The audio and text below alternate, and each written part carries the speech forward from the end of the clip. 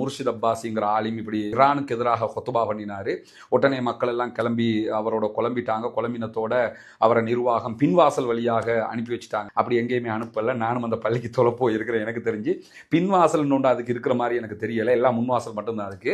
எனவே இந்த மாதிரியான செய்திகளை நம்ம பரப்ப வேணாம். அவர் கிட்டத்தட்ட ஒரு 4 ஹதீஸ் தான் அந்த முழு ஹொத்துபாவிலையும் சொல்றாரு.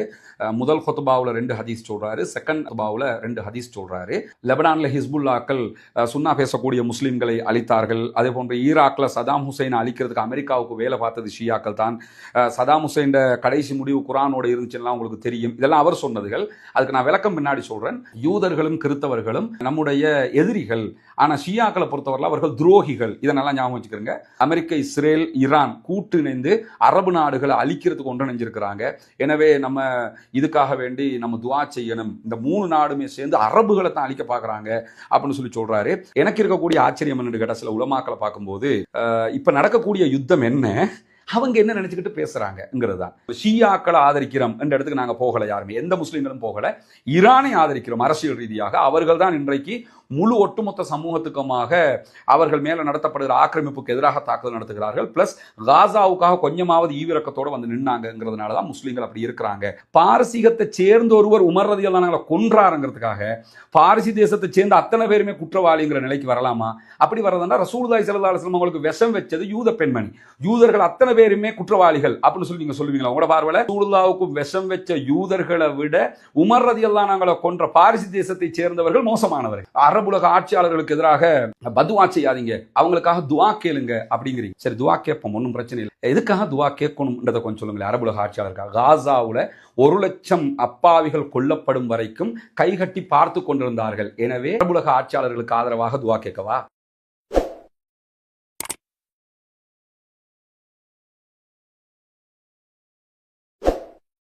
அன்புக்கினிய சகோதர சகோதரிகளே, நம் அனைவர் மீதும் ஏக இறைவனுடைய அமைதியும் கருணையும் உண்டாகட்டுமாக. அஸ்ஸலாமு அலைக்கும் வரஹ்மத்துல்லாஹி வபரகாத்துஹு. அல்ஹம்துலில்லாஹ் வஸ்ஸலாத்து வஸ்ஸலாமு அலா ரசூலில்லாஹ் முஹம்மது இப்னு அப்துல்லா அம்மா பாத். இந்த வீடியோவை பொறுத்தவரையில கண்டிப்பாக அத்தனை சகோதரர்களும் இறுதி வரைக்கும் பாருங்க. ஏன்னா நம்ம எந்த செய்திகளையும் முழுமையாக பார்க்காம எந்த ஒரு முடிவுக்கும் வந்துடக்கூடாதுங்கிறதுனால தான் இறுதி வரைக்கும் பாருங்கன்னு சொல்லி சொல்றேன். காரணம் என்னன்னா, நம்ம ஈரான் அல்லது காசா பற்றிய வீடியோக்களை நீங்க கடைசி வரைக்கும் பார்ப்பீங்க, என்ன நடந்திருக்குங்கிறத தெரிஞ்சுக்கிறேன். அதே மாதிரி இந்த விவகாரத்திலும் நீங்கள் என்ன நடந்திருக்கிறது என்பதை முழுமையாக தெரிந்து கொள்ள வேண்டும் என்பதுதான் ஆசையாவா பிரார்த்தனையாக இருக்கிறது. இந்த வீடியோவில் நம்ம பேச வருகிற விஷயம் என்னன்னு கேட்டா, தெஹிவலையில் இருக்கக்கூடிய எபனேசர் பள்ளி வாசல்ல நேற்றைய தினம் நடைபெற்ற ஒரு ஜும்மா ஹொத்துபா சம்பந்தப்பட்ட விவகாரம். ஹொத்துபா உரையை ஷேக் முர்ஷித் அப்பாசி ஆலிம் அவங்க நடத்தி இருக்கிறாங்க. அந்த உரையை ஒட்டித்தான் பல சர்ச்சைகள் கிளப்பப்பட்டு கொண்டிருக்கிறது. நிறைய சமூக ஊடகங்கள்ல ஒவ்வொருவரும் ஒவ்வொரு விதமாக எழுதுறதையெல்லாம் நீங்க பார்க்க முடியும்.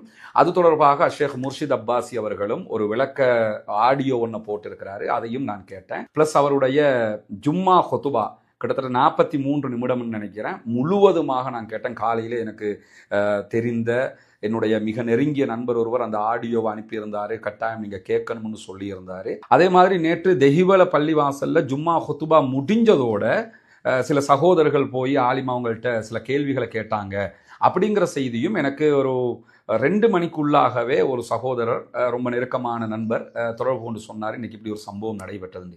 முதல்ல ஒன்று புரிஞ்சுக்கிறேங்க. எனக்கு தெரிந்து நேற்றைய தினம் தெஹிவல எபனேசர் ஜும்மா பள்ளி வாசல்ல ஹொத்துபா நடைபெற்றது. ஹொத்துபாவுக்கு பிறகு ஒரு சில சகோதரர்கள் போய் நீங்க இன்னைக்கு ஹொத்துபாவில் இப்படி எல்லாம் பேசினீங்களே, இது என்னன்னு சொல்லி கேட்க போனாங்க.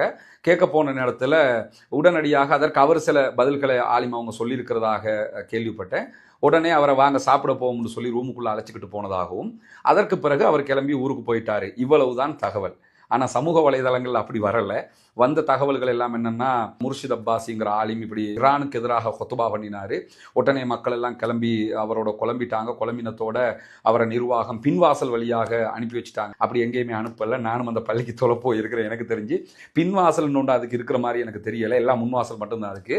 எனவே இந்த மாதிரியான செய்திகளை நம்ம பரப்ப வேணாம். இன்ஜாக்கும் ஃபாசிக்கும் பினப இன் ஃபதபையனும். அல்லாஹு தாலா நமக்கு சொல்லித் தருகிற மிக அழகான குர்ஆனுடைய தத்துவம் என்னன்னு கேட்டால், உங்களிடத்தில் ஒருவர் ஒரு செய்தியை கொண்டு வந்தால் அதை தெளிவுபடுத்திக் கொள்ளுங்கள். எனவே வர்ற செய்தியெல்லாம் நம்ம பரப்பக்கூடாது. கஃபாபில் மர்இ கதிபன் யுஹத்திஸ பிகுல்லி மா சமிஅ, கேள்விப்பட்டதையெல்லாம் பரப்புகிறவன் பொய்யன் என்பது நபிகள் நாயகம் ஸல்லல்லாஹு அலைஹி வஸல்லம் அவர்கள் நமக்கு சொல்லியிருக்கக்கூடிய மிகப்பெரிய எச்சரிக்கையாகவும் இருக்கிறது. எனவே சமூக வலைதளங்களில் ஒருத்தர் பரப்புறது எல்லாத்தையுமே நீங்க உண்மை நினைச்சு பரப்பிடாதீங்க. அது என்னங்கிறத தேடிக்கிறணும். இந்த இடத்துல நான் பேச விளைகிற ஒரு முக்கியமான செய்தி என்னன்னு கேட்டா, நேற்று நடந்த சம்பவம், அதையொட்டி நேற்றைய ஜும்ஆ ஹுத்பா, இது தொடர்பான ஒரு விளக்கத்தை தான் நம்ம இங்க பார்க்க இருக்கிறோம். சகோதரர் ஷேக் முர்ஷித் அல் அப்பாசி அவர்களுடைய முழு உரையுமே நான் கேட்டேன், ஆடியோவை முழுவதுமாக கேட்டேன். இன்ஷா அல்லாஹ் நம்முடைய டெலிகிராம் அதே போன்று வாட்ஸ்அப் சேனல்லையும் இந்த வீடியோவுக்கு பிறகு அந்த ஆடியோவை நம்ம இணைச்சு விட சொல்றோம். இன்ஷா அல்லாஹ் கேட்க விரும்புகிற சகோதரர்கள் நீங்க கேட்டுக்கிறங்க. அப்ப நான் சொல்றது உண்மையிலே அதுல இருக்கா இல்லையானதை நீங்க தெரிஞ்சுக்கலாம்ல, இல்லைன்னா நான் திருச்சி சொல்லிட்டேன்ற மாதிரி ஆகிடக்கூடாது. முழுவதுமாக அந்த உரையை நான் கேட்டதுல எனக்கு வந்த ஒரு சாராம்சமான செய்தியை நான் சொல்றேன். அதை தாண்டி அதுல அவர் என்னென்னலாம் சொல்லி இருக்கிறாருங்கிறத சுருக்கமாக நீங்க புரிஞ்சுக்கிறங்க. ஏன்னா எல்லாருமே ஒரு 40 நிமிஷம் ஒதுக்கி அதை திருப்பி கேட்பாங்களாங்கிறது தெரியல. நான் கேட்டதுல நான் அறிஞ்சு கொண்டது என்னன்னு கேட்டா, அவர் கிட்டத்தட்ட ஒரு 4 ஹதீஸ் தான் அந்த முழு ஹுத்பாவுலையும் சொல்றாரு. முதல் ஹுத்பாவுல 2 ஹதீஸ் சொல்றாரு, செகண்ட் ஹுத்பாவுல 2 ஹதீஸ் சொல்றாரு. அந்த ஹதீஸ்கள் என்னங்கிறதுக்கு முன்னாடி அதுக்கு பிறகு என்ன சொல்றாருன்னு கேட்டா, இப்போ ஒரு நம்ம ஈமானிய போராட்டமான ஒரு காலத்துல இருக்கிறோம் அப்படின்னு சொல்லிட்டு ஷியாக்கள் யுத்தத்தை பண்ணிக்கிட்டு இருக்கிறாங்க. எனவே நம்ம ஷியாயிசத்துக்கு போயிடக்கூடாதுங்கிற கருத்துப்படத்தான் அந்த முழுவதுமான உரையை அவர் அமைத்து இருக்கிறார். எனவே நம்ம ஷியாக்கள்கிட்ட வந்து பாதுகாப்பு தேடிக்கிறனும், ஷியாயிசத்துக்கு நம்ம போயிடக்கூடாது, அவர்கள் துரோகிகள், இதுதான் அவருடைய உரையினுடைய மொத்த சாராம்சமாக இருக்கிறது. குறிப்பாக நான் சொல்ல போனால், யூதர்களை விட கிறிஸ்தவர்களை விட அநியாயம் செய்தவர்களோட முஸ்லீம்கள் இணங்கி போக பார்க்குறாங்க அப்படிங்கிறாரு. இதெல்லாம் அவர் அதில் சொல்லக்கூடிய வாசகங்கள் நீங்கள் அந்த ஆடியோவிலே கேட்க முடியும். ஷியாக்களுடைய தலைமையை ஏற்றுக்கொள்ள பார்க்கிறார்கள். சுன்னி முஸ்லீம்களுடைய, சன்னி இஸ்லாம் பேசக்கூடிய முஸ்லீம்களுடைய தலைமைத்துவம் எல்லாம் அளிக்கப்பட பார்க்கிறது. ஷியாக்கள் ஆயுதம் ஏந்தி சுன்னா பேசக்கூடிய முஸ்லீம்களை அழிக்க பார்க்கிறார்கள் அப்படின்னு சொல்லி தெளிவாகவே அவர் பேசுறாரு. அதில் அதை தாண்டி லெபனான்ல ஹிஸ்புல்லாக்கள் சுன்னா பேசக்கூடிய முஸ்லீம்களை அழித்தார்கள். அதே போன்று ஈராக்ல சதாம் ஹுசைனை அழிக்கிறதுக்கு அமெரிக்காவுக்கு வேலை பார்த்தது ஷியாக்கள் தான். சதாம் ஹுசைன் கடைசி முடிவு குரானோட இருந்துச்சுன்னா உங்களுக்கு தெரியும். இதெல்லாம் அவர் சொன்னதுகள். அதுக்கு நான் விளக்கம் பின்னாடி சொல்றேன். ஆனால் இதெல்லாம் அவர் ஜும்மாவில் சொல்றது. அதே மாதிரி சிரியாவில் 73% சுன்னா பேசக்கூடிய முஸ்லீம்கள் இருந்தாங்க. அதில் அசாதுங்கிற ஒருத்தன் ஷியா ஆதரவாளன், ஷியாவன், அவனை வச்சு முழுவதுமாக அங்கே இருக்கக்கூடிய சுன்னா பேசக்கூடிய முஸ்லீம்களை அழித்தார்கள் ஷியாக்கள். அதே மாதிரி யமன்ல நடக்கக்கூடிய அழிவுகளை பற்றி ஊடகங்கள் எதுவுமே பேசுறது இல்லை. யமன்ல எவ்வளோ பெரிய அழிவுகளை எல்லாம் செஞ்சுக்கிட்டு இருக்கிறாங்க. இந்த அழிவுகளுக்கெல்லாம் காரணம் ஷியாக்கள் தான். அங்கே இருக்கக்கூடிய ஹூத்தி என்கிற ஷியா பிரிவு தான் இவ்வளோ அழிவுகளையும் பண்ணுது அப்படின்னு சொல்லி யமனை பற்றி சொல்றாரு. ஊடகங்கள் எதுலையும் வர்றது இல்லையா, ஆனால் இப்படியெல்லாம் நடக்குது அப்படின்னு அவர கருத்தை சொல்றாரு. அதுக்கு பிறகு என்ன செய்யறாருன்னு கேட்டால், யூதர்களும் கிறிஸ்தவர்களும் நம்முடைய எதிரிகள், ஆனால் ஷியாக்களை பொறுத்தவரையில் அவர்கள் துரோகிகள். இதனெல்லாம் ஞாபகம் வச்சுக்கிறேங்க. யூதர்களும் கிறிஸ்தவர்களும் எதிரிகள், ஷியாக்கள் எங்களுடைய துரோகிகள் அப்படின்ற வாசகத்தை நான் ஒரு ஜும்மாவில் ஒரு 4-5 இடத்துல அவர் பயன்படுத்துவதற்கான வாய்ப்பு இருக்கிறது. அதற்கு பிறகு என்ன செய்யறாருன்னு கேட்டால், இன்னொரு ஹதீஸ் ஆரம்பத்தில் பையத்து பற்றின ஒரு ஹதீஸை கொண்டு வர்றாரு. நம்ம எல்லாம் தலைமைத்துவத்தை தேடிக்கிட்டு இருக்கிறீங்க, அமீர் அமீர் அமீர்னு சொல்லி தேடிக்கிட்டு இருக்கிறீங்க. அமீரை யாரும் தேட வேண்டிய அவசியம் இல்லை. ரசூலுல்லாஹ் வந்து உங்களுக்கு தலைமை ஏற்பதற்கு முஸ்லீம்களுக்கு தலைமைத்துவம் இல்லாமல் போயிருங்கிற செய்தியை சொன்னாங்க. சொல்லிட்டு அப்போ சஹாபாக்கள் கேட்குறாங்க, யார சொல்லலாம், நாங்கள் எந்த பக்கம் இருக்கிறன்னும் போது முஸ்லீம்களுடைய ஜமாத்தை பட்டி பிடிச்சு கொள்ளுங்கன்னு சொன்னாங்க. அப்படியும் இல்லைன்னு சொல்லி சொன்னா என்ன செய்யறதுன்னும் போது, காட்டுல போய் ஒரு மரத்தினுடைய வேற கடிச்சு பிடிச்சிட்டு நீ இருக்கிறது நல்லது அப்படின்னு சொல்லி ரசூலுல்லாஹ் சொன்னாங்க. எனவே நம்ம அமீர்கள் எல்லாம் தேடிக்கிட்டு இருக்க தேவையில்லை. ஆனா இங்க வந்து நீங்க இமாம்களையும் அமீர்களையும் தேடிக்கிட்டு இருக்கிறீங்கன்னு சொல்லி, அதாவது ஷியாக்களை இமாம்களை ஆக்கி கேள்வி போறோம்ங்கிற கருத்துல தான் அவர் தெளிவா பேசுறாரு.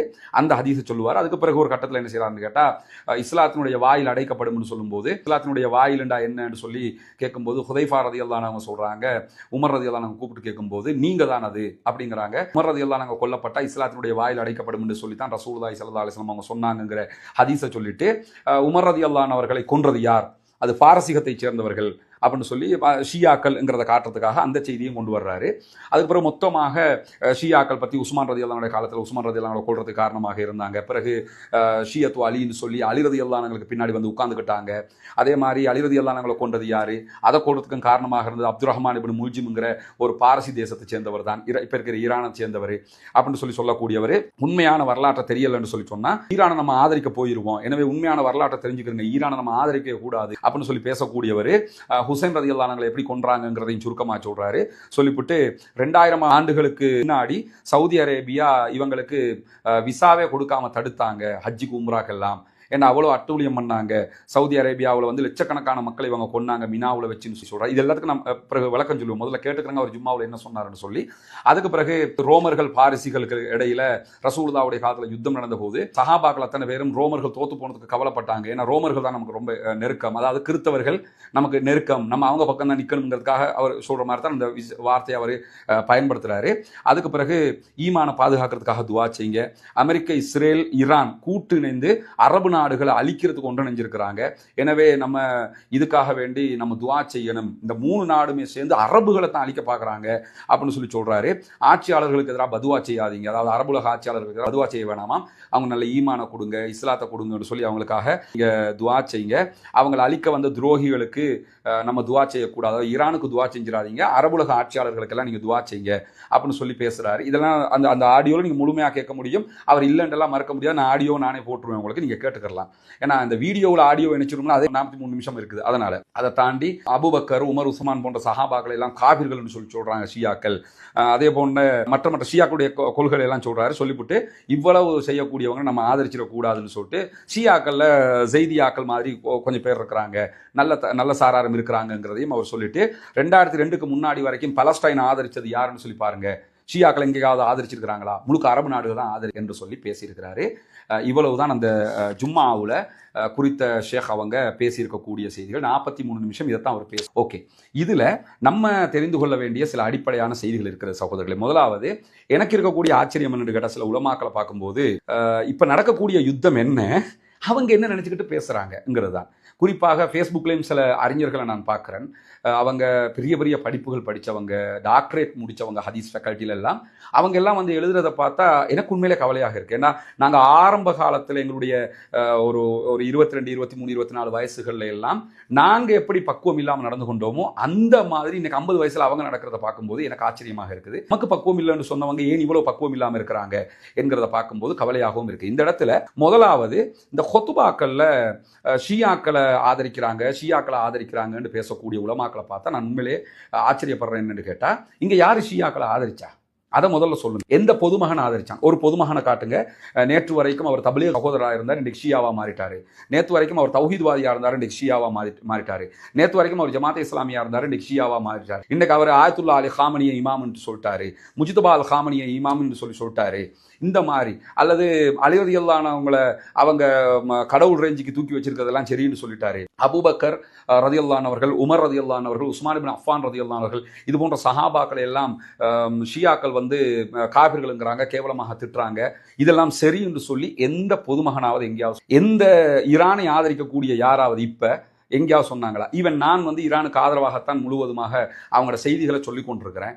நான் எங்கேயாவது ஈரானுடைய கொள்கை கோட்பாடு சரி, ஷியாக்களுடைய கொள்கை சிந்தனை சரின்னு சொல்லி எங்கேயாவது, ஷியாக்களுடைய கொள்கைகள் வழிகேடு, அவர்கள் தவறான பாதையில் இருக்கிறார்கள், அவர்கள் செய்வது பிழை, அவர்களுடைய கொள்கை கோட்பாடுகள்ல வழிகேடுகள் இருக்குது, யாருமே அதை மறுக்கல. இங்க ஷியாக்களை யாரும் தூக்கி பிடிக்கல, இங்க யாரும் ஷியாவாக மாறவும் இல்லை உலமாக்களே. முதல்ல அதை புரிஞ்சுக்கிறேன். என்னன்னா காமனான ஒரு விஷயம், ஈரானை அமெரிக்காவும் இஸ்ரேலும் சேர்ந்து காசாவுக்கு தாக்குகிறார்கள். அப்ப ஈரான் சப்போர்ட்டிவா வர்றான். அதுக்கப்புறம் ஈரான் மேலேயே 12 நாள் வார் நடத்தப்படுது. அது அந்த நேரத்தில் என்ன சொன்னாங்கன்னு கேட்டா, எல்லாம் பேசிக்கிட்டு செய்யறாங்க. பேசிக்கிட்டு எங்க தலைவரை கொள்ளுங்கன்னு எவனா சொல்லுவானா? யோசிக்க மாட்டீங்களா? அதுக்கு பிறகு இப்ப இந்த வார் ஆரம்பிச்சு 30 நாளைக்கு மேல போகுது. இப்போ என்னன்னு கேட்டா, இதெல்லாம் அவங்க திட்டமிட்டு அரபு நாடுகளை கருவறுக்கிறதுக்காக ஈரானும் இஸ்ரேலும் அமெரிக்காவும் சேர்ந்து செய்கிற சதிங்கிறீ. சரி, அரபு நாடுகளை கருவறுக்கிறதுக்காக அவர் உயிரை விட பெருசா நேசிக்கிற ஆயத்துல்லா அலி ஹாமனி அவங்கள கொன்னுக்குறங்க, ஹாமனியை கொண்டாலும் பரவாயில்லை, அரபு நாடுகளை நம்ம 3 பேரும் சேர்ந்து ஒரு நடிச்சு அழிச்சுக்கிருவோம், இந்த மாதிரி வருவாங்களா? காமன் சென்ஸாக இதை யோசிக்க மாட்டோமா? நம்ம எல்லாத்துக்கும் மேல ஒரு யுத்தத்துல ஒரு சாரார் இவர்கள் தரப்பில் நியாயம் இருக்கிறது என்று நம்ம ஆதரிக்கிறதுனால அவங்கள மொத்தமாக ஆதரிச்சிட்டோம்னு அர்த்தமா? அனுரகுமாருக்கு ஓட் போட்ட அத்தனை பேருமே ஜேவிபின்னு அர்த்தமா? இல்லதானே? இது ஒரு காமன் சென்ஸாக புரியணுமா இல்லையா? அனுரைக்கு ஓட் போட்ட அத்தனை பேரும் ஜேவிபி இல்லை சகோதரர்களே. அவர் ஆட்சிக்கு வந்தா நல்லம்னு சொல்லி ஓட் போட்டாங்க. ஈரானை ஆதரிக்கிற அத்தனை பேரும் ஷியாவை ஆதரிக்கிறாங்கன்ற அர்த்தம் இல்லை. அவருடைய கொள்கை கோட்பாடு தவறு என்பது அத்தனை முஸ்லிம்களுக்கும் சுன்னா பேசுகிறவர்களுக்கும் தெரியும்.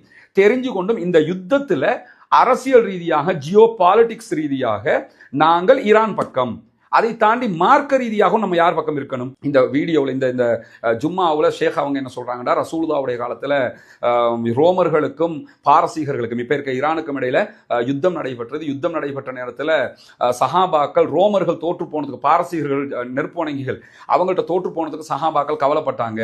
இதை சொல்லி நீங்க என்ன சொல்ல வர்றீங்க ஷேக்? நீங்க என்ன உங்களோட கருத்துருவாக்கம் என்னன்னு கேட்டாதுல, எனவே ரசூலுல்லாஹ்வுடைய காலத்துல சஹாபாக்கள் யார் பக்கம் இருந்தாங்க? கிறிஸ்தவர்கள் பக்கம் இருந்தாங்க. நீங்க அந்த உரையில முழுவதுமாக ஷேக் அவங்க என்ன சொல்றாங்கன்னு கேட்டா, கிறிஸ்தவர்கள் யூதர்களை விட படுமோசமானவர்கள் ஷியாக்கள், இவங்க ரெண்டு பேரும் எதிரிகள், அவங்க துரோகிகள் அப்படிங்கிறாரு.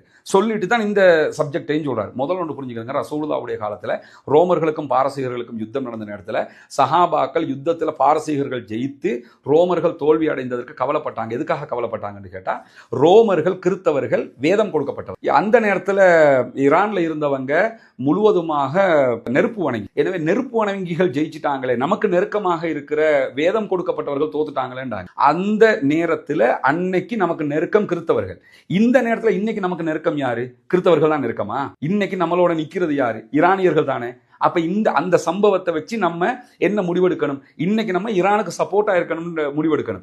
அப்படி முடிவெடுக்க வேண்டியவர் அதே சம்பவத்தை வச்சுக்கிட்டு கிறிஸ்தவர்களுக்கும் யூதர்களுக்கும் சப்போர்ட்டா இருக்கணும் அந்த வார்த்தையை அவர் சொல்லலாட்டியும் அவர் போகிற போக்குல அதை சொல்லி கொண்டு போறாரு. திரும்ப திரும்ப அவர் சொல்லக்கூடிய செய்திகளை நான் ஒவ்வொன்றாக சில விளக்கங்களை நம்ம சொல்ல வேண்டி இருக்குது. இல்லைன்னா இது ஒரு முற்று பெற்றுதாரு. முதலாவது என்ன சொல்றாருன்னு கேட்டா, யூதர்களை விட கிறிஸ்தவர்களை விட அநியாயம் செய்தவர்களோடு முஸ்லீம்களை ஆதரிக்க ஆரம்பிச்சிருக்கிறாங்க. அதுக்கு நான் விளக்கம் சொல்றேன். முஸ்லீம்கள் யாரும் அப்படி ஷியாக்களை ஆதரிக்கிறோம் என்ற இடத்துக்கு நாங்க போகல. யாருமே எந்த முஸ்லீம்களும் போகல. ஈரானை ஆதரிக்கிறோம் அரசியல் ரீதியாக. அவர்கள் தான் இன்றைக்கு முழு ஒட்டுமொத்த சமூகத்துக்குமாக அவர்கள் மேல நடத்தப்படுகிற ஆக்கிரமிப்புக்கு எதிராக தாக்குதல் நடத்துகிறார்கள். பிளஸ் காசாவுக்காக கொஞ்சமாவது ஈவிரக்கத்தோடு வந்து நின்னாங்கிறதுனால தான் முஸ்லீம்கள் அப்படி இருக்கிறாங்கிறத புரிஞ்சுக்கிறோம். இரண்டாவதாக, ஷியாக்களுடைய தலைமைகள் சுன்னா பேசக்கூடியவர்களை ஆயுதத்தை வச்சுக்கிட்டு எல்லாத்தையும் அழிக்க பார்க்குறாங்க. எனவே நம்ம தலைவர்களை தேடிக்கிட்டு இருக்கிறோம், ஷியாக்களை அறிஞர்களாக இமாம்களாக ஏற்றுக்கிற விதமாக தேடிக்கிட்டு இருக்கிறீங்கன்னு சொல்லித்தான் அந்த பையத்து சம்பந்தப்பட்ட ஹதீஸை கொண்டு வந்து வச்சு அவர் பேசுறாரு. முதல்ல ஒன்று புரிஞ்சுக்கிறங்க, ஏற்கனவே நான் சொன்ன மாதிரி ஆயத்துல்லா அலி காமனிய ஷியாக்கள் ஈரானுடைய ஆன்மீக தலைவராக வச்சிருக்கிறாங்களே தவிர ஸ்ரீலங்காவில் இருக்கக்கூடிய எந்த முஸ்லீமும் நம்முடைய ஆன்மீக தலைவர், நமக்கு ஆன்மீக தலைவர் ரசூலுல்லாஹி ஸல்லல்லாஹு அலைஹி வஸல்லம் மட்டும்தான். ஈரானை நான் ஆதரிச்சாலும் நீங்க ஆதரிச்சாலும் யார் ஆதரிச்சாலும் ஆதரிக்கிற அத்தனை பேருமே ரசூலுல்லாஹ் தான் எங்களுக்கு ஆன்மீக தலைவர் என்று நாங்கள் ஏற்றுக்கொண்டிருக்கிறோம். நாங்க யாருமே ஆயத்துல்லா அலி காமனியோ முஜ்தபா காமனியோ ஏற்றுக்கிறல. அரசியல் ரீதியாக அவர் அந்த நாட்டுக்கு பொறுப்பாளராக இருக்கிறார், அமெரிக்காவை எதிர்க்கிறார். எனவே அரசியல் ரீதியாக அவர்களை நாங்கள் ஆதரிக்கிறோம். மார்க்க ரீதியாகவும் ஈரான் பக்கம் இருக்க வேண்டுமா, அமெரிக்கா பக்கம் இருக்கணுமா, இஸ்ரேல் பக்கம் இருக்கணுமா, ஈரான் பக்கம் இருக்கணும் எங்களுக்கு இஸ்லாம் சொல்லுது. அதனால நாங்க ஈரானை ஆதரிக்கிறோம். இதை புரிஞ்சு. இரண்டாவதாக, அமீர தேர்றோம்ங்கிறாங்க. யார் அமீர தேர்னா? நீங்களாக ஏன் கற்பனை பண்ணி கொள்றீங்க? இந்த உலமாக்கள், இவருக்கு மட்டும் நான் சொல்லலை, நிறைய வீடியோக்கள் இதே மாதிரி வருது. எல்லாரும் ஷியாக்களை ஆதரித்து விடுவார்கள், ஷியாக்கள் பக்கம் போயிடுவாங்க. இங்க யாருமே போகல பாவா. நீங்களாக அப்படி நினைச்சுக்கிட்டு இருந்தா ரொம்ப மனவர்த்தமாக இருக்குது. மிம்பர் மேடையை பயன்படுத்தி இப்படி பேசுறது. அதை தாண்டி லெபனான்ல ஹிஸ்புல்லாக்கள் முழுவதுமாக சுன்னா பேசுகிற முஸ்லிம்களை அழித்தார்கள். இங்க யாரும் அதை மறுக்கல. குறிப்பா நானே சொல்லிடுறேன், யஹியா சின்வார் அவர்கள் பாலஸ்தீன விடுதலை அமைப்பினுடைய மாபெரும் போராளி ஷஹீத். அவரே சிரியா யுத்த நேரத்தில் அசாது அங்க இருக்கக்கூடிய முஸ்லிம்களை, அங்க இருக்கக்கூடிய அப்பாவிகளை கொன்ற நேரத்தில் ஹிஸ்புல்லாக்கள் சிரியாவுக்கு ஆதரவாக போனாங்கன்னு சொல்லி ஒரு குறிப்பிட்ட காலம் வரைக்கும் ஹிஸ்புல்லாக்களோட தொடர்பை துண்டிச்சு வச்சிருந்தார். பிறகு ரெண்டு பேருமே இணக்கமானாங்க என்னன்னு கேட்டா, அவங்க ஆமா நாங்க அன்னைக்கு போயிருக்க கூடாது என்று சொல்லிட்டு திருப்பி வந்துட்டாங்க. அதுக்கு பிறகு வந்த காரணங்களை எல்லாம் நீங்க பாத்தீங்கன்னு சொல்லிச்சுன்னா, இப்ப ஹிஸ்புல்லாக்கள் யாருக்கு எதிராக நிக்கிறாங்க? யூதர்களுக்கு எதிராக. அந்த நாட்டுக்குள்ள 1000 பிரச்சனை இருக்கு. அந்த நாட்டுக்குள்ள அங்க இருக்கக்கூடிய சன்னி முஸ்லிம்களுக்கும் அங்க இருக்கக்கூடிய ஷியாக்களுக்கும் இடையில 1000 பிரச்சனை இருக்கு. இந்த ஒவ்வொன்றையும் நீங்க அலசி அறிஞ்சு அதுதான் சரி இதுதான் சரி இந்த முடிவுக்கு அரசியல் ரீதியாக வர முடியாது. ரெண்டு தரப்புலையும் நியாயம் அநியாயம் இருக்கக்கூடும். அந்த மாதிரி பாத்தீங்கன்னு சொல்லி சொன்னா, ஹிஸ்புல்லாக்களுடைய நமக்கு கண்ணுக்கு தெரிஞ்ச இந்த காலகட்டத்தில் அவங்க நடைமுறை என்ன? காசாவில் அவ்வளவு பெரிய யுத்தம் நடக்கும்போது ஹிஸ்புல்லாக்கள் ஏன் வரணும்? காசாவில் இருக்கிற அத்தனை பேரும் ஷியாக்காரனா? காசா யஹியா சின்வார் ஷியாவா? இஸ்மாயில் ஹனியா அவங்க ஷியாவா? தலைவர்கள் எல்லாம் ஷியாவா? அங்க இன்னைக்கு இருக்கிற மக்கள் எல்லாம் ஷியாவா? அவங்க யாரு? சுன்னா பேசுகிற முஸ்லிம்கள். அவங்களுக்கு ஆதரவாக வந்தது ஹிஸ்புல்லாக்கள். ஹிஸ்புல்லாக்களுக்கு ஆயுதம் கொடுக்கிறது ஈரான். இப்ப யாரு காசாவுக்கு ஆதரவாக வந்து நின்னா? ஒரு பக்கத்தை மட்டும் பேசுறோம்ல, ஹிஸ்புல்லாக்கள் லெபனானுக்குள்ள சுன்னா பேசுகிற முஸ்லிம்களை கொன்றார்கள். சரி, கொன்னாங்கல்ல, அது அவர்களுடைய பிழை தானே. அதற்கு பிறகு இன்னைக்கு சுன்னா பேசும் முஸ்லிம்களுக்காக வந்து நின்னாங்கல்ல, அன்னைக்கு செஞ்சதை பிழைன்னு சொல்ற மாதிரி இன்னைக்கு செய்யற நியாயத்தையும் பேசணுமா இல்லையா? ரெண்டையும் பேசணும். இன்னைக்கு முழுக்க நமக்காக வந்து நிற்கிறான். எனவே இன்றைக்கு அவர்கள் புரிந்துணர்வு கூட வந்திருக்கலாம், சகோதரர்கள் என்று கூட நினைத்திருக்கலாம். இந்த அரசியல் ரீதியாக வச்சிருக்கிற இந்த ஷியா சன்னியை பயன்படுத்தி இந்த பிளவை அப்படியே எல்லா உலமாக்களும் காலாகாலம் கொண்டு போகாதீங்க தயவு செய்து. சஹாபாக்களை அவர்கள் திட்டுகிறார்கள், அவர்களுடைய கொள்கை கோட்பாடுகள் பிழைங்கிறத இந்த வீடியோலையும் பலமுறை சொல்லிட்டு. இதை எதுக்கு சொல்றேன் தெரியுமா? திருப்பி ஒரு வீடியோ போடுவாங்க, இந்த இவரும் போயிட்டார் ஷியாவுக்கு அப்படின்றாங்க. அதுக்காக சொல்றேன், தெளிவாக புரிந்து கொள்ளுங்கள். அப்படியான ஒரு நிலை இல்லை. அதை தாண்டி ஈராக்ல சதாம் ஹுசைனை அழிப்பதற்கு யார் துணை போனார்? முதல்ல உலமாக்கள் தயவு செய்து கொஞ்சம் அவுட் ஆஃப் பாக்ஸும் யோசிங்க, வைடா கொஞ்சம் சிந்திங்க. எனக்கு எல்லாம் தெரியும்னு சொல்ல வரல, எனக்கு தேக்கரண்டி அளவுக்கு தான் தெரியும். உங்களுக்கு தெரிஞ்ச அளவு கூட சில விஷயங்கள் எனக்கு தெரியாமல் இருக்கலாம். எல்லோருக்கும் எல்லா விவகாரமும் தெரியாது. ஈரானும் ஈராக்கும் 15 வருஷமாக ஈரான் ஈராக் வார் பண்ணாங்க. 2 நாடும் கடுமையான சண்டை பிடிச்சாங்க. ஷியா சன்னிடா சண்டை பிடிச்சாங்க. இவர் நினைச்சுக்கிட்டு இருக்கிறாங்க ஷியா சன்னின்னு சண்டை பிடிச்சாங்க. அது நாடு ரீதியாக சண்டை பிடிச்சாங்க. சரி, ஒரு பேச்சுக்கு ஷியா சன்னின்னு சண்டை பிடிச்சேன்னு வச்சுக்கிடுவோம். குவைத்தை சதாம் ஹுசைன் ஆக்கிரமிச்சாரு. குவைத் ஷியாவா? சுன்னா பேசுகிற நாடு தானே. குவைத்தை சதாம் ஆக்கிரமிச்சாரு. அப்ப அதை பத்தி என்ன சொல்ல போறோம்? எனவே இது அரசியல் ரீதியா ஆக்கிரமிப்பு சிந்தனைங்கிறது ஒவ்வொருத்தனுக்கும் இருக்கும். அவன் சண்டை பிடிக்கிறது. சதாம் ஹுசைனை அழிப்பதற்கு ஷியாக்கள் தான் துணை போனாங்க என்று பேசுகிற நீங்க, சரி ஷியாக்கள் துணை போய் இருப்பார்கள் வச்சுக்கிறோமே, சதாம் ஹுசைன் உண்மையிலேயே தோல்வி அடைந்து முழுவதுமாக அந்த ஈராக் ஆக்கிரமிக்கப்படுவதற்கு காரணம் குர்துகளா இல்லையா? இந்த குர்துகள் யார்? இன்னைக்கு குர்துகளை விலை பேசுறாங்க அமெரிக்காவும் இஸ்ரேலும். குர்துகள் இன்னைக்கும் ஈரானுக்கு எதிராக ஈரானுக்குள்ள போகாம இருக்கிறதுக்கான காரணம் என்னன்னு கேட்டா டர்க்கியினுடைய எச்சரிக்கை. டர்க்கி நீங்க உள்ள போனா உங்களுக்கு நாங்க அடிப்போம்ங்கிறாங்க. ஏன்னா டர்க்கி தான் குர்துகளுக்கு ஆயுதம் கொடுத்துக்கிட்டு. இந்த குர்துகள் சுன்னி முஸ்லீம்களா இல்லை? இந்த குர்துகள் சுன்னா பேசுகிற முஸ்லீம்களா இல்லையா? அதை மட்டும் சொல்லுங்க. இந்த குர்துகளால தான் முழுக்க முழுக்க சதாம் தோற்கடிக்கப்பட்டார். சதாமுடைய வீழ்ச்சிக்கு முழு காரணமே குர்துகள், சுன்னா பேசுகிற முஸ்லீம்கள் என்று சொல்லிக் கொண்டவர்கள். ஏன் இதை மறைக்கணும்? நம்ம ஷியாக்களும் காரணம், அதை நான் மறைக்கல. ஆனா மெயின் காரணம் யாரு? குர்துகளை பத்தி நீங்க பேசவே இல்லை எங்கேயுமே. அப்ப சதாம் கடைசி நேரத்தில் சதாம் குர்ஆனை கையில், அவருடைய கடைசி நேரம் அல்லாஹு தஆலா ஈமானோடு இஸ்லாத்தோடு அவரை மரணிக்க செய்தான். ஆனா அவருடைய ஆட்சி எப்படி இருந்தது? அதை நம்ம யோசிச்சு பார்த்தோமா? பாத் கட்சி என்றால் என்ன? அதை கொஞ்சம் படிச்சு பாருங்க. முழுக்க முழுக்க கம்யூனிஸ்ட் சிந்தனையை கொண்டவர், முழுக்க முழுக்க கம்யூனிஸ்டுகளை ப்ரமோட் பண்ணினவர் அவர். பாத் கட்சி அவர் மட்டும் இல்லை, நீங்க பிரிச்சு பேசுறீங்க. அசாது எப்படிப்பட்ட அநியாயக்காரன் தெரியுமா? அசாது பாத் கட்சி அங்க இருந்து சிரியாவுடைய பாத், ஈராக்கினுடைய பாத் கட்சி சதாம் ஹுசைன், 2 பேருமே ஒரு கட்சிக்காரங்க. அதை கூட புரியாம நீங்க பிரிச்சு பேசி கொன்னாங்க, அதெல்லாம் பிழை, அதை நாங்க ஆதரிக்கவே இல்லை.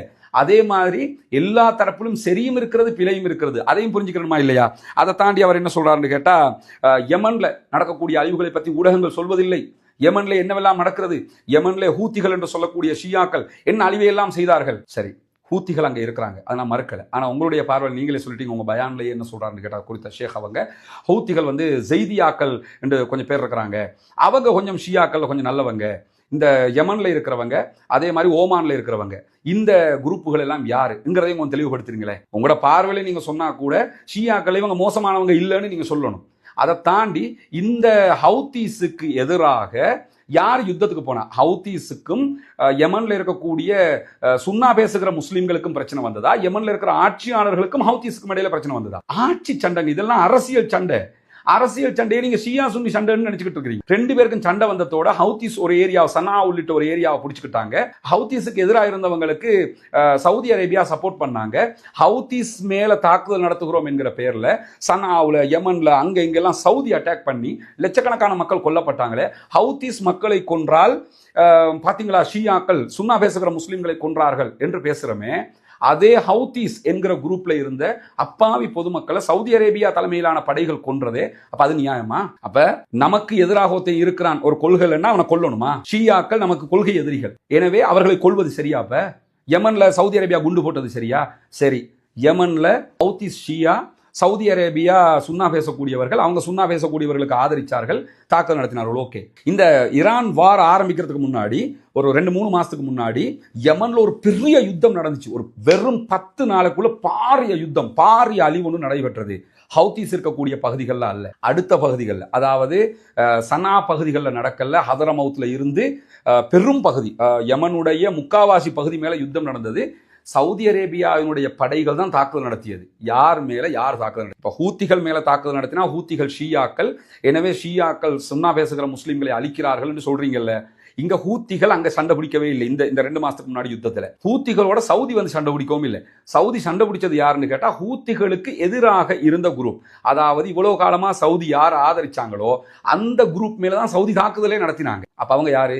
சுன்னா பேசக்கூடிய முஸ்லிம்களுக்கு சவுதி வந்து ஏன் தாக்குதல் நடத்தணும்னு கேட்டா, அவங்களுக்கு முழுவதுமாக யுஏஇ இப்ப இருக்கிற ஐக்கிய அரபு அமீரகம் இருக்கிறதா துபையினுடைய மன்னர் 2 கப்பல்ல ஆயுதம் அனுப்பி சவுதிக்கு எதிராக யமன்ல இருக்கக்கூடிய மத்த தரப்பை ஹூத்திஸுக்கு எதிராக இருக்கக்கூடிய ஹூத்திஸ் ஆல்ரெடி சவுதிக்கு எதிராக இருக்கிறாங்க. எனவே இந்த தரப்பு சவுதிக்கு ஆதரவா இருக்கிற தரப்புக்கு எக்ஸ்ட்ரா ஆயுதங்களை கொடுத்து நம்ம பக்கம் எடுத்துக்கிட்டோம்னா சவுதிக்கு எதிராக இந்த தரப்பு இருப்பாங்க, அது நமக்கு சாதகம் என்று யுஏஇ செய்ய பார்த்தான். அதை கண்டுபிடிச்சு தான் உடனே சவுதி அரேபியா யுஏஇ கப்பல் மேல தாக்குதல் நடத்தினாங்க. 2 கப்பல் அழிச்சாங்க. நம்ம தனி வீடியோவா எல்லாம் போட்டிருக்கிறோம். அதே மாதிரி முழு யமன் மேல தாக்குதல் நடத்தி ஒரு 10-15 நாளுக்குள்ள யமன் முழுவதுமே சவுதியினுடைய கண்ட்ரோலுக்குள்ள வந்தது. இப்ப சவுதி அரேபியா குண்டு போட்டது யார் மேல? சுன்னா பேசுகிற முஸ்லிம்கள் மேல தானே. அதுவும் யுஏஇ கட்டுப்பாட்டில் இருந்து போட்டு விட வேண்டியதானே.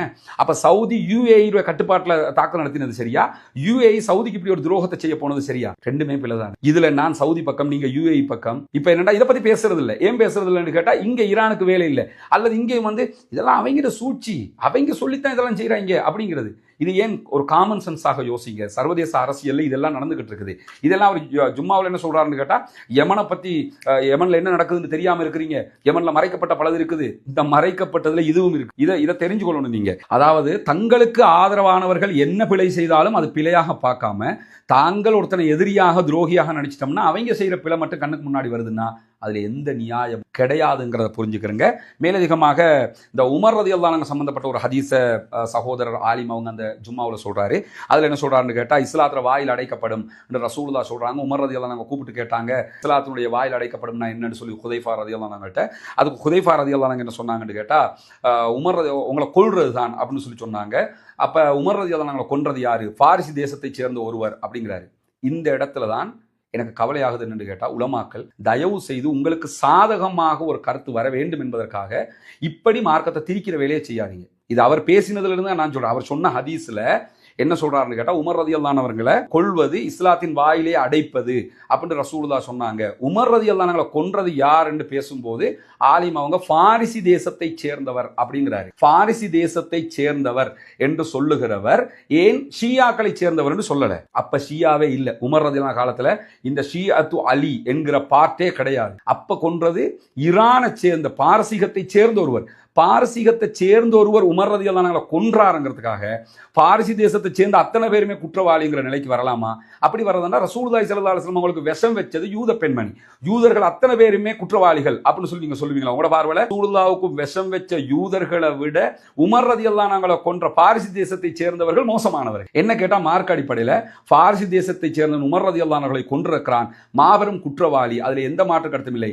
ரசூலுல்லாஹி ஸல்லல்லாஹு அலைஹி வஸல்லம் அவர்களுக்கு யூதர்கள் விஷம் வைத்தார்கள், ஒருபோதும் ஏற்றுக்கொள்ள முடியாது, மாபெரும் குற்றம், ரெண்டுமே குற்றம். நீங்க என்ன சொல்ல வர்றீங்கன்னு கேட்டா, இந்த இடத்துல பாரிசி தேசம் அப்ப ஷியாங்கிற கதையே இல்லை.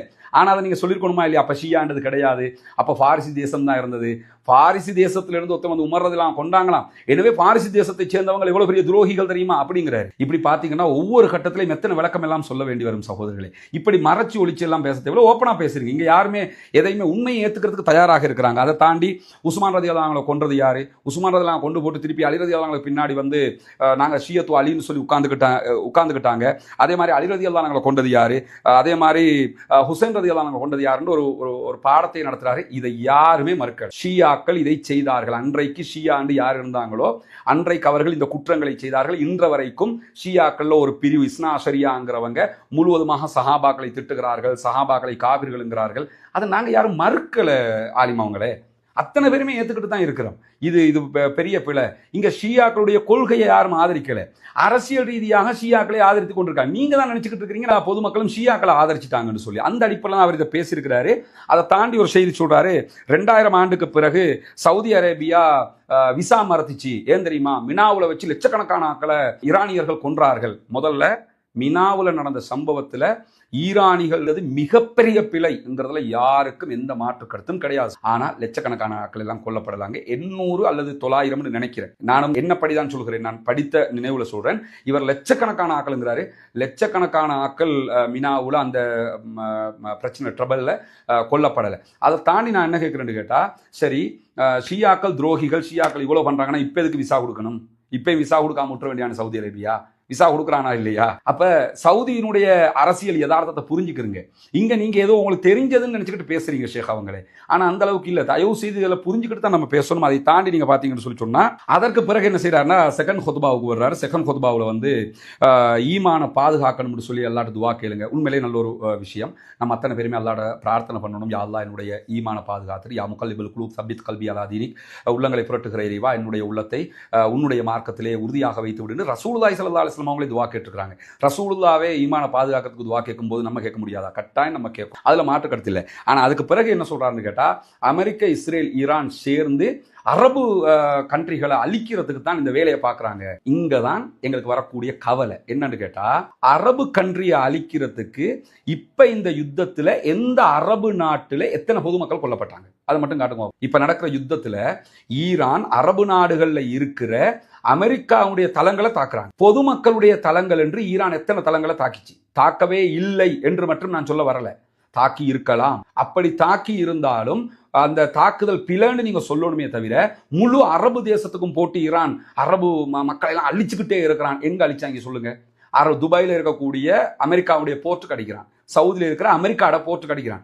அமெரிக்காட போர்ட்டுக்கு அடிச்சா அமெரிக்கா அடிக்கிறேன்னு அர்த்தமாகும். ஸ்ரீலங்கால ஒரு எம்பசி இருக்குதுன்னு வை, அந்த எம்பசிக்குள்ள அமெரிக்கன் எம்பசி இருக்குதுன்னு சொல்லி சொன்னா, அல்லது மியான்மர் எம்பசின்றே வச்சுக்கிறீங்களேன், மால்டிவ்ஸ் எம்பசி இருக்குது, ஜனாதிபதியை நினைச்சாலும் கதவை திறந்துட்டு உள்ள போயிடாது. எம்பசின்னா அது அவன் நாடுன்னு அர்த்தம். அதே மாதிரி ஒரு நாடு ஒரு படைத்தளத்தை வச்சிருக்காண்டா அது அவன் நாடுன்னு அர்த்தம். அவன் நாட்டுக்கு இங்க இருந்து அமெரிக்காக்கு அடிக்க முடியாததுக்கு அரபு நாடுகள் இருக்கிற அமெரிக்காட போர்ட்டுகளுக்கு அடிக்கிறான். அடிச்சுட்டு அரபு நாடுகளுக்கு என்ன சொல்றான்டா, இந்த போர்ட்டுகள் எல்லாம் வெளியே அனுப்பு, இந்த அரபு அமெரிக்க ராணுவத்தை எல்லாம் வெளியே போடுங்க, நாங்க உங்களுக்கு திருப்பி அடிக்கிறதுக்கு எதுவுமே கிடையாதுங்கிறாங்க. அதை தாண்டி ஒரு 1 வீக்கு முன்னுக்கு குவைத்தில் இருக்கக்கூடிய கடல் நீரை நன்னீராக்குகிற அந்த நிலையத்தின் மீது தாக்குதல் நடத்தப்பட்டது. உடனே ஈரான் கண்டன அறிக்கை விடுக்கிறாங்க, நாங்க அதை தாக்கல, இதை தாக்கினது இஸ்ரேல், எனவே இஸ்ரேலுக்கு எதிராக நம்ம அத்தனை பேரும் நிற்கணும், இஸ்ரேல் இந்த யுத்தத்தை பயன்படுத்திக்கிட்டு இப்படி பண்ணாதீங்கிறாங்க. அரம்கோவுக்கு அடிச்சது ஆரம்பத்தில் ஈரான் அடிச்சதாகத்தான் செய்திகள் எல்லாம் வந்தது. நாங்க அரம்கோவுக்கு அடிக்கலன்ட்டாங்க. அப்ப நீங்க என்ன பார்க்கணும்னு கேட்டா, பொதுமக்கள் இருக்கிற நிலையங்களுக்கு எங்க அடிச்சாங்க? அரபு நாட்டில் இருக்கக்கூடிய அமெரிக்கன் இடத்துக்கு அடிச்சா ஏன் நமக்கு வலிக்குது? அவ்வளவு போர்ட்டுகளை இதே அமெரிக்கா, இதே அரபு நாட்டில் இருக்கக்கூடிய படைத்தளங்களை வச்சுக்கிட்டு தான் ஈராக் அழிச்சான்.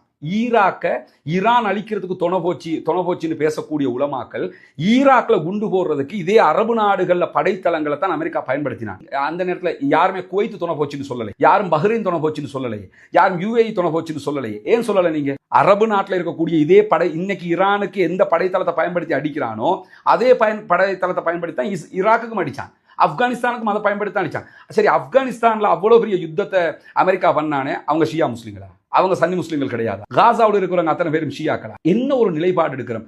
தயவு செய்து இதை பற்றிய தெளிவு இல்லை என்றால் நீங்கள் மிம்பர் மேடைகளில் இதை பேசாது. இது மிகப்பெரிய குழப்பத்தை உண்டு பண்ணும். அந்த மக்கள் உங்களை வெளியேற்றல, அந்த அடிச்சு ஓட விட்டாங்க, பின்வாசலால் ஓடினாருங்கிறதையெல்லாம் அது பற்றி போய் அப்படி யாருமே பரப்பாதீங்க. அவர் அப்படியெல்லாம் போகல. அந்த மக்களும் அப்படி நடக்கலை, அந்த மக்கள் அப்படி செய்யலை. ஆனால் இப்படி பேசும்போது, இதை கேட்கும்போது இந்த தெளிவு இருக்கிறவங்களுக்கு இவ்வளவு பெரிய கேள்விகள் எல்லாம் மேலும். நீங்க என்னன்னா, அரபுலக ஆட்சியாளர்களுக்கு எதிராக பதுவா செய்யாதீங்க, அவங்களுக்காக துவா கேளுங்க அப்படிங்கிறீங்க. சரி, துவா கேட்போம், ஒன்றும் பிரச்சனை இல்லை. எதுக்காக துவா கேட்கணும்ன்றதை கொஞ்சம் சொல்லுங்களேன். அரபுலக ஆட்சியாளருக்காக காசாவுல 1,00,000 அப்பாவிகள் கொல்லப்படும் வரைக்கும் கைகட்டி பார்த்து கொண்டிருந்தார்கள். எனவே அரபுலக ஆட்சியாளர்களுக்கு ஆதரவாக துவா கேட்கவா? சோமாலியாவுல அந்த இஸ்லாமியர்களுக்கு மத்தியில் மிகப்பெரிய யுத்தம் நடந்துகிட்டு இருக்கு. சவுதி ஒரு பக்கம், UAE ஒரு பக்கம் சப்போர்ட் பண்ணி கொண்டு பிரச்சனை பண்ணிக்கிட்டு இருக்கிறாங்களே, அங்க முஸ்லீம்கள் கொல்லப்படுறாங்களே, அதுக்காக வேண்டிய அரபுலக ஆட்சியாளர்களுக்கு துவா கேட்கவா? அதை தாண்டி சூடான்ல RSF சொல்லி ஒரு ஆயுத குழு, அந்த ஆயுத குழுவுக்கு ஆதரவாக UAE ஆயுதம் கொடுத்துக்கிட்டு இருக்கிறாங்க. அதுக்கு எதிராக இருக்கக்கூடிய ராணுவ பிரிவுக்கு ஆதரவாக சவுதி அரேபியா ஆயுதம் கொடுத்துக்கிட்டு இருக்கிறாங்க. முழு சூடான்லையும் லட்சக்கணக்கான மக்கள் கொன்று குவிக்கப்படுறாங்க. சவுதி பெரியாளா UAE பெரியாளாங்கிறதுக்கான ஒரு சண்டையில அப்பாவி பொதுமக்கள் கொல்லப்பட்டு கொண்டு உயிரிழந்து கொண்டிருக்கிறார்கள். இதுக்காக நாங்கள் துவா கேட்கவா? எதுக்காக இப்ப துவா கேட்க? யார் மேலும் யாருக்கும் பதுவா செய்யக்கூடாது, அதுல ஒருபோதும் நாங்க ஏற்றுக்கொள்ளக்கூடிய ஒரு நிலையில இல்லை. அதை தாண்டி நான் என்ன கேட்கிறேன்னு கேட்டா, காசாவுல 1,00,000க்கு மேற்பட்ட மக்கள் கொல்லப்பட்டார்கள், 20,000க்கு மேற்பட்ட குழந்தைகள் கொல்லப்பட்டார்கள். எத்தனை தடவை குனூத்து நாசிலா ஓதி, எத்தனை பள்ளிவாசல்ல குனூத்து நாசிலா ஓதி, ஹரம் ஷரீஃப்ல சவுதி அரேபியாவுடைய கட்டுப்பாட்டில் எத்தனை தடவைகள் குனூத்து நாசிலா ஓதப்பட்டது. சரி, எல்லாத்துக்கும் மேல சவுதி, குவைத், பஹ்ரைன், அரபுலக ஆட்சியாளர்களுக்காக துவா செய்யுங்கள் சகோதரர்களை, பதுவா செய்யாதீர்கள். எதுக்கு? இன்னைக்கு 35 நாளாக 1.5 மாசமாக புனிதமிக்க மஸ்ஜிதுல் அக்ஸா மூடப்பட்டிருக்கிறது. அரபுலகம் கைகட்டி பார்த்து கொண்டிருக்கிறது. இதுக்கு துவா கேட்கவா? மஸ்ஜிதுல் அக்ஸாவையே திறக்க மறக்க முடியாத என்னன்னா 2000க்கு முன்னாடி வரைக்கும் அந்த கொத்துபாவில் அந்த குறித்த ஷேக் அவங்க என்ன சொல்றாங்கன்னு கேட்டா 2000ஆம் ஆண்டுக்கு முன்னாடி வரைக்கும் காசாவுக்காக நின்றது யார், பாலஸ்தீனத்திற்காக நின்றது யார்? 1967ல் 6 நாள் யுத்தம் நடந்தது. 6 அரபு நாடு, அந்த 6 அரபு நாடுகளும் அந்த யுத்தத்தில் தோத்து போச்சு. அதுல இருந்து யார் நின்றார்கள்? இஸ்ரேலோடு சண்டையிட்டது யார்? இஸ்ரேலோட ஈரான் சண்டையிடலையா? முழுக்க முழுக்க அரபுகள் தான் நின்றாங்களாம். ஈரான் சண்டையிடல. ஓகே, 1967 யுத்தத்துல ஈரான் இல்ல, சவுதியும் இல்லை. இப்ப என்ன செய்யறது? என்ன நினைச்சுக்கிட்டு நம்ம பேசுறோம்? அன்னைக்கு சவுதியும் இல்லை, ஈரானும் இல்லை. சரி, அதுக்கு பிறகு பாலஸ்தீனத்துக்காக என்ன செஞ்சிட்டோம் சொல்லுங்க பாப்போம். முழுக்க முழுக்க அரபுகள் தான் நின்றார்கள். சரி, அரபுகள் நின்றார்கள், ஈரான் நிக்கல, மாற்று கருத்தே இல்லை. ஈரான் நிக்கல, அரபுகள் நின்று பாலஸ்தீனத்துக்கு சுதந்திரம் கிடைச்சிட்டா? காசாவை மீட்டாச்சா? மஸ்ஜிதுல் அக்ஸாவை மீட்டாச்சா?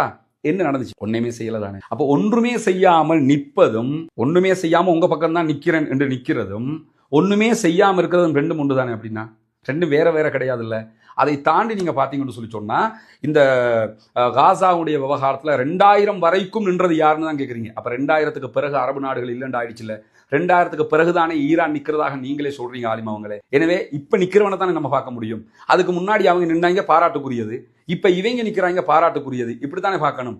அதுக்கு முன்னாடி நின்ற 2000க்கு முன்னாடி வரைக்கும் காசாவுக்காக நின்ற அரபுலகத்தை அவங்களுக்காக நாங்க துவா கேட்கணும்ங்கிறீங்க. ஓகே, 2000க்கு பிறகு இருக்கக்கூடிய ஈரானை ஆதரிச்சிடாதீங்கிறீங்க. எல்லாத்துக்கும் மேல இங்க வரக்கூடிய மிகப்பெரிய கேள்வி என்னன்னு கேட்டா, ஓகே, ஒருவர் அகைதா ரீதியாக வழிகேட்டில் இருக்கிறார், நரகத்துக்குரிய ஒரு காரியத்தை பார்க்கிறாருன்னா அவருக்கு ஹிதாயத்தை கொடுக்கணும்னு துவாக்கி, அவர் மௌத்தா போயிட்டாருன்னா, ஷிர்க்ல முஷ்ரிக்காக இருந்து குஃபுர்ல இருந்து மௌத்தா போயிட்டாருன்னா நம்ம அவருக்காக பிரார்த்தனை கூட பண்ண முடியாது. அதெல்லாம் நம்ம தெளிவாக இருக்கிறோம். ஒரு இடத்துல யுத்தம் நடக்கு, அந்த யுத்தத்துல அப்பாவிகள் கொல்லப்படுறாங்க. யா அல்லாஹ், இந்த அப்பாவிகளை கொல்வதை தடுத்து விடு யா அல்லாஹ். அப்பாவிகளுக்கு எதிராக யாரெல்லாம் இந்த தாக்குதல் நடத்துறாங்களோ அவங்களையெல்லாம் அழிச்சிரு யா அல்லாஹ் என்று துவா கேட்கும். ஏன்னா அந்த உரையில அரபுலக ஆட்சியாளர்களுக்கு பதுவா செய்யாதீர்கள், அரபுலக ஆட்சியாளர்களுக்கு துவா செய்யுங்கள், துரோகிகளுக்கு ஆதரவாக துவா செய்யாதீர்கள் அப்படிங்கிற. துரோகிகளுக்கு எதிராக துவா செய்யக்கூடாது அப்படின்னு, அதாவது ஈரானுக்கு ஆதரவாக துவா செய்யக்கூடாது அப்படிங்கிறாங்க. ஈரானுக்கு ஆதரவாக அப்பாவி மக்கள் கொல்லப்படுகிறார்கள் யா அல்லாஹ், அந்த அப்பாவிகளை கொன்று விடாதே, அந்த மக்களை பாதுகாத்து விடு இறைவா அப்படின்னு துவா கேட்கறது பிழையா? அவன் உசுரோட இருந்தா தாங்க ஷியாவா சன்னியாங்கிறத கூட முடிவெடுக்கல. அவன் கொல்லப்பட்டுட்டான்னா அவனுக்கு ஹிதாயத்து கிடைக்குமா? ஹிதாயத்து கிடைக்கிறதுக்குரிய வாய்ப்பு இருக்குதா? அவனை உயிரோட வைக்கிறதுக்கு துவா கேட்கக்கூடாதா? என்ன மாதிரியான அக்கீதா சிந்தனையில இருந்து கேட்குறீங்க? எல்லாத்தையும் தாண்டி என்னன்னு கேட்டா, ஷியாக்கள் துரோகிகள், கிறிஸ்தவர்களும் யூதர்களும் எதிரிகள் என்கிற வாதத்தை நம்ம கரெக்டா புரிஞ்சுக்கணும். அந்த ஆலிம் அவங்க அதைத்தான் மிகப்பெரிய வாதமா வைக்கிறாங்க. எனக்கு தெரிஞ்சு ஷியாக்கள் தொடர்பாக நம்ம ஷியாக்களுடைய கொள்கை வழிகேடுகள், ஷியாக்களுடைய செயல்பாட்டு வழிகேடுகள் எல்லாம் இஸ்லாம் இப்படி சொல்லுது, ஷியாக்கள் இப்படி நடக்கிறதுனால வழிகேடு அப்படின்னு சொல்லி நம்ம பேசுவோம். இதுதான் உலகம் முழுக்க எல்லா ஆலிம்களும் அறிஞர் பெறும். ஆனா கிறிஸ்தவர்கள் யூதர்களை பத்தி பேசக்கல, டைரக்டாவே யூதர்களை பற்றி ரசூலுல்லாஹ் இப்படி சொன்னார்கள், கிறிஸ்தவர்களை பற்றி ரசூலுல்லாஹ் இப்படி சொன்னார்கள், அணு அணுவாக ஜான் ஜானாக பின்பற்றுவீர்கள். யாரை சொல்லலாம்? யாரை சொல்றீங்க நீங்க? கிறிஸ்தவர்களையும் யூதர்களையுமா கேட்கும்போது அப்படி இல்லாம வேற யாரை நான் சொல்றேன் அப்படிங்கிறாங்க ரசூலுல்லாஹ். எனவே முழுக்க முழுக்க நபிகள் நாயகம் ஸல்லல்லாஹு அலைஹி வஸல்லம் நமக்கு எச்சரிக்கை செஞ்சது யாரை பத்தி? கிறிஸ்தவர்களையும் யூதர்களையும் பற்றி. ஆனா கிறிஸ்தவர்களும் யூதர்களும் நமக்கு எதிரிகள், ஷியாக்காரர்கள், ஈரானியர்கள் துரோகிகள் அப்படின்னு சொல்லி குறித்த ஆலிம் அவங்க பேசுறாங்க. ஓகே, இப்ப யாருக்கு துரோகி, யாருக்கு எதிரி அதை சொல்லுங்களேன். ஓகே, கிறிஸ்தவர்களும் யூதர்களும் எனக்கு எதிரி, உங்களுக்கு எதிரி. ஷியாக்காரர்கள் உங்களுக்கு துரோகி, எனக்கு துரோகி, இப்படியே வச்சுக்கிறோம். நம்ம அரபுலக ஆட்சியாளர்களுக்கு யார் எதிரி, யார் துரோகி அதை சொல்லுங்க. உங்களோட பார்வையில அரபுலக ஆட்சியாளர்களுக்கு ஈரானியர்கள் துரோகிகள். ஓகே, கிறிஸ்தவர்கள் எதிரிகளா? அமெரிக்காக்காரன் எதிரியா? குவைத்துக்கு அமெரிக்காக்காரன் எதிரியா? பஹ்ரைனுக்கு அமெரிக்காக்காரன் எதிரியா? சவுதி அரேபியாவுக்கு அமெரிக்காக்காரன் எதிரியா? யுஏக்கு அமெரிக்காக்காரன் எதிரியா? உங்களுக்கு எதிரி உங்களோட ஜும்மா பிரகாரம். அரபுலக ஆட்சியாளர்களுக்கு அவங்க எதிரியா? அவங்க நண்பர்கள். எல்லாத்துக்கும் மேல யுஏயினுடைய பொலிஸ்மா அதிபர் விடுத்த அறிவிப்பு ஆலிமா அவங்க பார்த்தாங்களோ தெரியல, அரபு நாடுகள் எல்லாமே, குறிப்பாக இந்த மிடில் ஈஸ்ட்ல இருக்கக்கூடிய, கல்ஃப்ல இருக்கக்கூடிய அரபு நாடுகள் எல்லோருமே ஒருங்கிணைந்து நம்ம என்ன செய்யணும்னு கேட்டா இஸ்ரேலோட போகணும், மற்ற அரபு நாடுகளோட போகக்கூடாது அப்படின்னு சொல்லி யுஏயினுடைய பொலிஸ்மா அதிபர் சொல்றாரு. இஸ்ரேலோட போகணும். அப்ப காசாவுல கொன்று குவிச்ச இஸ்ரேலோட போகணும் அப்படிங்கிறாங்க. இப்ப இஸ்ரேலும் அமெரிக்காவும் சேர்ந்துதான் இந்த யுத்தத்தை செய்யறாங்க. எனவே யூதர்களும் கிறிஸ்தவர்களும் நமக்கு எதிரி. நமக்கு எதிரி உங்களோட பார்வையில. ஆனா சவுதிக்கோ பஹ்ரைனுக்கோ குவைத்துக்கோ யாருக்குமோ எதிரி இல்லைங்கிறதை நீங்க புரிஞ்சுக்கிறீங்க. எனவே இந்த ஜும்மாவுல சுருக்கமாக நான் கேட்டு புரிந்து கொண்ட ஒரு விஷயம் என்னன்னு கேட்டா, ஷியாக்கள் அவர்கள் அகீதா ரீதியாக வழிதவறியவர்கள் என்பதில் எனக்கோ கேட்கிற உங்களுக்கோ உலகத்துல யாருக்குமே மாற்று கருத்து கிடையாது. இங்க ஷியாக்கள் புனிதமானவர்கள், ஷியாக்கள் சொர்க்கத்துக்குரிய கொள்கையை வைத்திருக்கிறார்கள் என்று எந்த முஸ்லிமும் இஸ்லாமிய அறிஞர்களும் சொல்லல. அதை தாண்டி ஷியாக்களை அலி ஹாமனிய இமாமாகவோ முஜிதபா ஹாமனி அவர்களை மாபெரும் அறிஞராகவோ நாங்கள் யாரும் சொல்லலை. ஏன்னா அதில் அந்த உரையில கூட அந்த ஆலிம் அவங்க சொல்லுவாங்க, ஆயத்துல்லா அலி ஹாமனியினுடைய கிதாபுகளை படித்தால் தெரியும். உண்மை, ஆயத்துல்லா அலி ஹாமனி அவர்கள் நிறையவே அகீதாக்கு நிறையன்னா 190% அகீதாவுக்கு மாற்றமாக பல கருத்துக்களை எழுதியிருக்கிறார். இங்க யாரும் அதை மறுக்கல. நானே சொல்றேனே, அவர் செஞ்சது பிழை. ஆனா அரசியல் ரீதியாக இன்றைக்கு அமெரிக்காவுக்கு எதிராக இருக்கிறார்கள், ஏகாதிபத்தியத்துக்கு எதிராக இருக்கிறார்கள். இப்படி ஒரு அநியாயக்காரனுக்கு எதிராக இருந்தால் அநியாயக்காரனுக்கு எதிராக இருக்கிறவன் பக்கம் தான் நாம நிற்க வேண்டும் என்பதுதான் இஸ்லாத்தினுடைய அடிப்படை. அதனாலதான் நாங்க எல்லாரும் அந்த பக்கம் நிக்கிறோம். எனவே இதை கொண்டு வந்து மிம்பர் மேடையில எல்லாரும் ஷியாவா மாறுவாங்க, ஷியா கொள்கையை ஆதரிச்சுவாங்க. இங்க யார் ஷியா கொள்கையை ஆதரிச்சா? இங்க யார் ஷியாவா மாறினா? இங்க யாரு அவங்களையெல்லாம் இமாம்களாக ஏத்துக்கிட்டா? இங்க யார் அகீதா விட்டு வெளியே போனா? எனவே நீங்களாக ஒரு கற்பனை பண்ணிக்கிட்டு பேசுறீங்க ஷேக் அவங்களே. எனவே இந்த மாதிரியான உரைகள் மிம்பர் மேடைகள்ல தவிர்த்து கொள்ளப்படுவது நல்லது. குறிப்பாக இந்த வரலாறுகளை பேசுறீங்கன்னா ஒரு சப்ஜெக்டை மட்டும் எடுத்து அதை கொஞ்சம் கிறிஸ்டல் கிளியரா மக்களுக்கு புரிகிற விதமாக சொல்றது தான் நல்லது. ஒரு குழப்பமான நிலை இருக்கிற நேரத்தில் ஒரு குறிப்பிட்ட ஒரு 40 நிமிஷத்துக்குள்ள ஒரு முழுமையான கருத்தை கொண்டாந்து கொடுத்துட முடியாதுங்கிறதெல்லாம் உங்களுக்கு தெரியும். எனவே இது அரசியல் ரீதியாக நாங்கள் சவுதி ஆதரிக்கிறோம், நாங்கள் அவங்கள ஆதரிக்கிறோம், இவங்களை ஆதரிக்கிறோம்ங்கிற இடத்துக்கு போகாமல் நியாயம் யார் பக்கமோ அவர்களை ஆதரிக்கிறோம். கொள்கையில் குர்ஆனையும் நபிகள் நாயகம் ஸல்லல்லாஹு அலைஹி வஸல்லம் அவர்கள் சொன்னதையும் யார் சொன்னாலும் ஏற்றுக்கொள்வோம் என்கிற இடத்துக்கு நம்ம வந்துட்டோம்னு சொன்னால் எந்த குழப்பமும் இருக்காது. இது நான் அந்த உரையில் 43 நிமிஷம் உரையை கேட்டுட்டு தான் சகோதரர்களை இதை நான் பேசுகிறேன். எனவே இந்த உரையினூடாக நான் சொல்ல வருகிற இறுதியான கருத்து என்னன்னு கேட்டால், பார்க்கக்கூடிய சகோதரர்கள் யாரும் குறித்த ஆலிமுக்கு வசைப்பாடாது, அவரை திட்டி தீக்கிற வேலையை செய்யாது. அது அவருடைய கருத்தை அவர் சொல்லியிருக்கிறாரு. மார்க்க ரீதியாகவும் யதார்த்தமாகவும் அது பிழை. நானும் அதை பிழைங்கிறத நான் சுட்டி காட்டி பேசியிருக்கிறேன். மற்றபடி அவர் முட்டாள் அல்லது அவருக்கு ஒன்றுமே தெரியலை, அவருக்கு எல்லோருக்கும் எல்லாமே தெரியாது, எனக்கும் எல்லாமே தெரிஞ்சிரும்ன்ற அர்த்தம் இல்லை. அவருக்கும் எல்லாமே தெரிஞ்சிருக்கும். அவருக்கு இந்த ஜியோ பாலிட்டிக்ஸ், உலகத்தில் இந்த நடக்கக்கூடிய விஷயங்களை சில நேரம் அவங்க மதரசால படிக்கும்போது படித்து கொடுத்து அதே கோட்டுக்குள்ளே நின்றுப்பாங்க, பாக்ஸுக்குள்ளே நின்று யோசிக்கிறதுனால கூட இப்படியான யோசனைகள் வரும். அந்த அடிப்படையில் கூட பேசியிருக்கலாம். ஆனால் பள்ளிவாசல்ல பெரிய சண்டை, விரட்டி அடிச்சுட்டாங்கிற மாதிரி செய்திகள் எல்லாம் பொய்யானது. எனவே எந்த செய்தி வந்தாலும் அது உண்மையா பொய்யாங்கிறத பார்த்துட்டு தான் நம்ம பேசணும். இப்போ எனக்கு கூட நேற்று அவருக்கு அடித்து விரட்டி விட்டார்கள் வீடியோ போட தெரியாமல் இல்லை. அப்படி போடுறது பொய்யாக அமைந்துவிடும். அப்படி நம்ம செய்யக்கூடாது இஸ்லாமியர்களாக. எனவே தான் அவருடைய ஆடியோவை நம்ம முழுவதுமாக கேட்டிருக்கிறோம். கேட்டுட்டு அதில் அவர் என்ன சொன்னார், அங்கே நடந்தது என்னங்கிறதெல்லாம் நம்ம சொல்லியிருக்கிறோம். எனவே இதுதான் நடந்தது. அல்லாஹு தாலா நம்முடைய பிழைகளை பொறுத்து கொள்ள வேண்டும். கருத்துக்களை தான் நான் விமர்சித்திருக்கிறேன், பிழை என்பதை பிழை என்று சொல்லியிருக்கிறேனே தவிர அவரோடு எனக்கு எந்த தனிப்பட்ட கோபமும் கிடையாது, வெறுப்பும் கிடையாது. எனவே அப்படி ஏதாவது நடந்திருந்தால் இறைவனுக்காக குறித்த ஆலிம் அவங்க இந்த வீடியோ பார்த்தோம்னா நீங்கள் இறைவனுக்காக பொறுத்துக் கொள்ளணும். உங்களை வசைபாடுவது என்னுடைய நோக்கமோ, உங்களை குறை சொல்வது என்னுடைய நோக்கமோ கிடையாது. நீங்கள் பேசிய உரை இப்படி பிழைகளை சார்ந்தது என்பதை நான் சுட்டிக்காட்டியிருக்கிறேன். பொதுமக்களும் இந்த நடைமுறையை தான் நம்ம கையில் எடுக்கணும். பேசுவது அவருடைய ஜனநாயக உரிமை. அவர் பிழை என்று சொல்வது நம்முடைய ஜனநாயகம். அந்த அடிப்படையில் நம்ம சொல்லணும். யாரும் யாரையும் வசைபாடி அவர் கெட்டவர், இவர் கெட்டவர், அவருடைய பட்டம் பதவிகளை கேவலப்படுத்துவது, அவர் ஆலிம் என்கிற இடத்துல வச்சு அவரை அசிங்கப்படுத்துவது, இந்த மாதிரி வேலைகள் செய்யாமல் அவர் மார்க்கத்தை கற்றவர், அவரும் தான் மற்றவர்களும் தான். அந்த அடிப்படையில் நம்ம பயணிக்கணும் என்கிறதா என்னுடைய தாழ்மையான வேண்டுகோளாக இருக்கிறது.